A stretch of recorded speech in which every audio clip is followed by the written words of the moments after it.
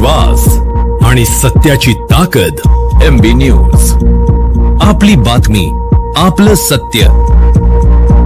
शिवसेना शिंदे गटाचे युवा नेते खासदार श्रीकांत एकनाथराव शिंदे यांनी आज 12 ज्योतिर्लिंगापैकी पंचम ज्योतिर्लिंग असलेल्या परळीच्या प्रभू वैद्यनाथाची मनोभावे पूजा करून दर्शन घेतले. शिवसंवाद यात्रेदरम्यान श्रीकांत शिंदे हे परळी वैजनाथ येथे आले होते.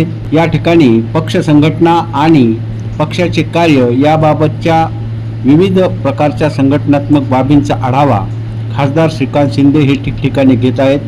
सध्या ते बीड जिल्हा दौऱ्यावर असताना त्यांनी परळी येथे प्रभू वैद्यनाथाचे दर्शन घेऊन या संवाद दौऱ्याला सुरुवात केली आहे. वेगवेगळ्या भागांमध्ये जाऊन जालन्यापासून हा दौरा सुरू झाला. जालना, नांदेड, हिंगोली, परभणी आणि आज बीड पूर्ण दिवस असा हा दौरा असणार आहे. आणि या दौऱ्याच्या निमित्ताने कार्यकर्त्यांच्या भेटी, पदाधिकाऱ्यांच्या भेटी, कशा प्रकारे तिकडे पक्षाचं काम चालू आहे याचा आढावा घेण्यासाठी जो आहे तो आज सगळीकडे आम्ही मराठवाड्यामध्ये जातोय. आज बीडमध्ये आल्यानंतर परळी वैजनाथ महादेवाचं दर्शन जे आहे त्या ठिकाणी घेण्याचा लाभ आम्हा सगळ्यांना या ठिकाणी मिळाला.